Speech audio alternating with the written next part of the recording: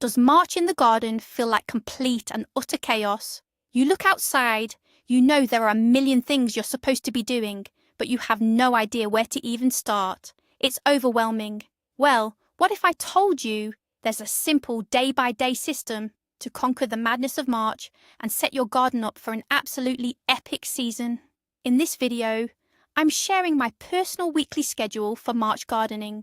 We are going to break down the entire month into manageable, daily tasks, from Monday all the way through Sunday. By the end, you'll have a clear, stress-free plan that turns that feeling of panic into pure, joyful productivity. But first, let's quickly talk about why March is the most critical and often the most confusing month for any gardener. It's the ultimate transition period. The ground is waking up from its long winter nap, but the weather is still incredibly unpredictable. One day it feels like spring. The next, you're hit with a surprise frost. This is the month where timing is everything. Acting too early can damage tender plants, but waiting too long means you miss your window for certain crops. The goal of our weekly plan is to work with the rhythm of early spring, not against it, by focusing on tasks that are appropriate for this volatile but vital time. It's all about preparation and setting a strong foundation for the explosive growth that's just around the corner.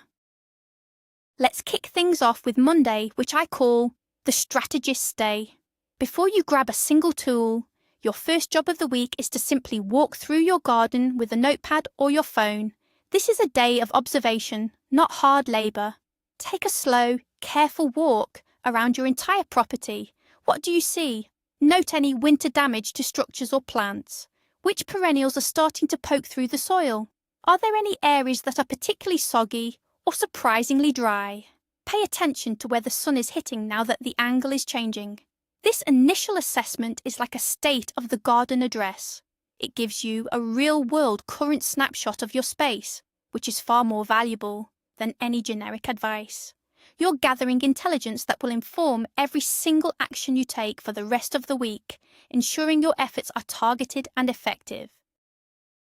Now that you've completed your garden walk, the second part of our Strategic Monday is moving indoors for the actual planning session. This is where you take all those notes and turn them into a concrete plan of action. Get out your garden journal or a fresh piece of paper and start sketching. Where will the tomatoes go this year to avoid the spots they were in last year? Where can you tuck in some marigolds to help with pest control?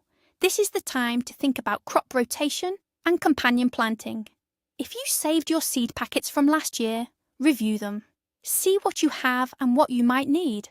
A huge part of this step is preventing overwhelm. By mapping everything out on paper first, you create a clear roadmap. You're no longer just reacting to a messy yard. You're proactively designing the garden of your dreams before you even break a sweat. The final task for our Strategic Monday is creating a master shopping list. This is a crucial step that will save you both time and money. Based on your garden map and your inventory of existing seeds, what do you actually need to buy? Be specific. Don't just write fertilizer. Write 1 bag of organic all-purpose granular fertilizer. Do you need more seed starting mix? Are your gardening gloves completely worn out? Is this the year you finally invest in a good garden hoe? By making a detailed list, you prevent that classic mistake of going to the garden centre just to look around and coming home with 10 plants you have no space for and a bunch of stuff you didn't need. A well-planned shopping trip is efficient and ensures you have everything you need on hand for the busy weekend ahead, eliminating frustrating delays. All right, it's Tuesday and it's time to get our hands dirty. I call this Soil Guru Day. The very first thing on the agenda is to gently clear your garden beds.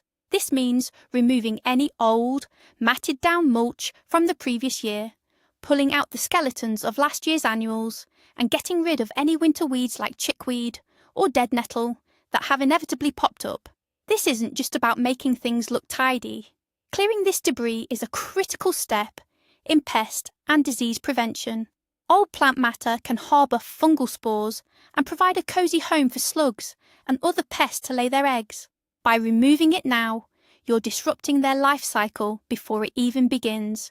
You're also allowing the sun and air to reach the soil surface, which helps it warm up and dry out a little faster, preparing it for the next step. With your beds cleared, the main event for Tuesday is adding amendments. This is the single most important thing you can do to guarantee healthy, productive plants later in the season.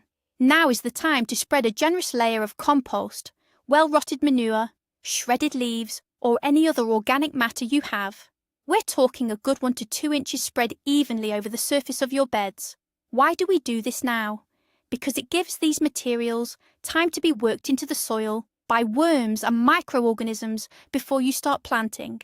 They'll break down, releasing their nutrients slowly and improving the soil structure, water retention, and drainage. Think of it as serving your garden a massive nutritious feast to fuel it for the entire growing season. This proactive feeding is what separates OK gardens from truly incredible ones. Now we come to a big question on Soil Guru Tuesday: to till or not to till? For generations, the conventional wisdom was to fire up the rototiller and churn the soil into a fine powder. But we now know that this can do more harm than good. Aggressive tilling destroys the delicate soil structure, pulverizes beneficial fungi, and can create a compacted layer of soil just below the surface. So let's bust that myth. Instead of tilling, consider a low-till or no-dig approach. After you've added your amendments, you can gently work them into the top few inches with a garden fork or a broad fork. This aerates the soil without destroying its ecosystem. The goal is to loosen, not obliterate. Preserving that soil life is the key to long-term fertility and a healthier, more resilient garden.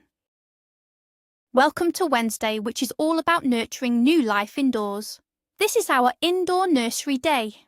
Before you even think about opening a seed packet, the first step is to set up your seed starting station properly. This will make the whole process smoother and more successful. You'll need your supplies: clean seed trays or pots, a quality seed starting mix, plant labels, and, most importantly, a reliable light source. A sunny windowsill is often not enough, as it can lead to weak, leggy seedlings that stretch for the light. Investing in a simple set of shop lights or dedicated grow lights is a game changer. Dedicating a specific area in your home, whether it's a shelf in the basement or a table in a spare room, creates an organised and efficient workspace, turning seed starting from a messy chore into a delightful ritual. With your station set up, it's time to focus on sowing the right seeds at the right time. On this first big Wednesday of March, we are focusing on the long season crops. These are the plants that need a significant head start indoors to have enough time to mature and produce a harvest in your climate. We're talking about vegetables like tomatoes, peppers and eggplants, and maybe some slow-growing flowers or herbs. The most important tool you have right now is the seed packet itself. Read it carefully. It will tell you exactly how deep to plant the seed and, crucially, how many weeks before your last frost date you should start it. Following these instructions is key. Planting too early can result in root-bound, stressed-out plants, while planting too late means a smaller harvest. Precision now pays off big time later. Once your seeds are sown, the final part of nursery day is ensuring they have the perfect environment to germinate. The two most common mistakes new gardeners make are overwatering and providing inadequate light. Your seed starting mix should be kept consistently moist, like a wrung-out sponge, but never waterlogged. Overwatering is the #1 cause of damping off, a fungal disease that kills seedlings.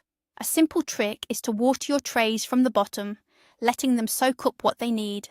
To keep humidity high, you can cover the trays with a clear plastic dome, or even just a loose sheet of plastic wrap, until the seeds sprout. And as soon as you see the first hint of green, get them under those lights, keeping the lights just a couple of inches above the seedlings to prevent stretching. Thursday is here, and it's time for a bit of tough love in the garden. This is pruning and clean-up day. Our first target is any woody perennials and summer flowering shrubs that need a good trim. We're talking about plants that bloom on new wood, the growth that will appear this spring. Plants like certain varieties of hydrangeas, butterfly bush, and roses often benefit from a hard prune in late winter or early spring. This encourages them to push out vigorous new stems, which will be covered in flowers later in the season. It can feel scary to cut these plants back so much, but it's essential for their health and for a spectacular floral display. Always use clean, sharp pruners to make a clean cut, which helps the plant heal quickly and prevents disease. Next on our Thursday cleanup list are the ghosts of last year's garden, the dried stalks of ornamental grasses, and the dormant remains of your herbaceous perennials. Many gardeners leave these standing over the winter, and for good reason. They provide visual interest and crucial habitat for beneficial insects. But now, as new growth is about to emerge from the base of the plant, it's time to clear the old stuff away. You can simply cut everything back to a few inches above the ground. And here's a great tip. Don't just throw this material away. If it's not diseased, you can use the chop and drop method. Simply chop the stalks into smaller pieces and let them fall to the ground as a natural mulch. This returns organic matter to the soil and feeds the very plants they came from. The final phase of our Thursday effort is the big general spring cleaning. This is all about improving the overall health and appearance of your garden beds and surrounding areas. Rake out any accumulated leaves or debris from your planting beds and from around the base of your shrubs. Tidy up the edges of your garden paths. This isn't just for looks, it has a real horticultural benefit. Removing that thick layer of matted leaves allows sunlight and air to reach the soil and the crowns of your plants. This increased circulation is one of your best defences against fungal issues like powdery mildew and other diseases that thrive in damp, stagnant conditions. A clean, tidy garden is a healthy garden, and this is the perfect time to set that clean slate for the new season. It's Friday, and before the big weekend push, we're going to focus on our gear. Welcome to Tool Master Day. The very first step is to take a complete inventory of your tools. Go to your shed, garage, or wherever you store your equipment and pull everything out. Every shovel, trowel, rake, and pair of pruners. Lay them all out where you can see them. What's broken? What's rusty? What's missing? There is nothing more frustrating than getting ready to tackle a big garden project on a Saturday morning, only to discover that your favourite shovel has a cracked handle or your pruners are nowhere to be found. Taking inventory now allows you to make a list of anything that needs to be repaired or replaced so you can pick it up on your planned trip to the store. Now that you know what you have, the most important task for Tool Master Friday is cleaning and sharpening. This is a step that so many gardeners skip, but it makes a world of difference. Dirty tools can spread plant diseases from one part of your garden to another. Give everything a good scrub with a wire brush and some soapy water to remove caked-on dirt. Once they're clean and dry, it's time to sharpen the blades. A sharp shovel or hoe cuts through soil and weeds with much less effort, and sharp pruners make clean cuts that help plants heal faster. You don't need fancy equipment. A simple mill file is all you need to put a decent edge on most of your tools. A few minutes of maintenance now will save your back and protect your plants all season long. The final job for Friday is to get everything organised. A well-organised tool storage area isn't a luxury, it's a necessity for an efficient gardener. If your tools are currently in a tangled pile in a corner, you're wasting precious time and energy every time you need to find something. This is the time to install some simple hooks, build a basic rack, or just designate specific spots for specific tools. A great tip is to have a bucket near the door where you can keep your most used hand tools like your trowel, hori-hori, and gloves. That way, you can just grab it and go. An organised space makes gardening more enjoyable and less stressful, and it also helps your tools last longer by keeping them clean, dry, and protected. Saturday has arrived, and it's the day we've all been waiting for. It's planting day. But we need to be smart about it. We're starting with the direct sowing of cool weather crops. These are the hardy vegetables that don't mind a little chill and actually prefer the cooler soil of early spring. We're talking about things like peas, spinach, radishes, lettuce, kale, and carrots. Direct sow simply means planting the seeds right into the garden bed where they will grow, rather than starting them indoors. Before you plant, check your soil temperature if you can. Many of these seeds germinate best when the soil is at least 40 degrees Fahrenheit, or about 4 degrees Celsius. Following the spacing and depth instructions on the seed packet is crucial for giving your plants the room they need to thrive. Another major task for our Big Saturday is getting any bare root plants into the ground. March is the ideal time to plant things that are often sold this way, like fruit trees, berry bushes, asparagus crowns, or roses. These plants are dormant, which means they are much less likely to suffer from transplant shock. When you get your bare root plants, the first thing you should do is soak their roots in a bucket of water for a few hours. This rehydrates them after their journey. Then you'll dig a hole that's wide enough to let the roots spread out naturally without being cramped. It's so important not to plant them too deep. Look for the graft union on trees or the crown on perennials, and make sure it sits at or just above the soil level. Our final planting task for Saturday is for those of us who couldn't resist a trip to the garden centre. If you've purchased any cold hardy annuals like pansies or tough as nails perennials that are appropriate for early spring planting, now is a great time to get them in the ground. However, there is one critical step you must not skip: hardening them off. Plants that have been living in a cosy, protected greenhouse will be shocked by the wind, direct sun, and fluctuating temperatures of the real world. You need to acclimate them gradually over the course of about a week.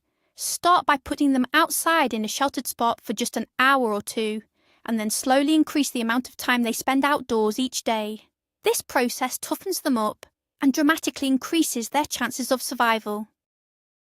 Finally, we've made it to Sunday. After a long and productive week, Sunday is our Observer's Day. The primary task is simple but essential: watering. Anything you planted this week, whether it was seed sown directly in the ground or new perennials, will need a gentle but thorough watering to help them settle in. Don't blast them with a harsh jet of water.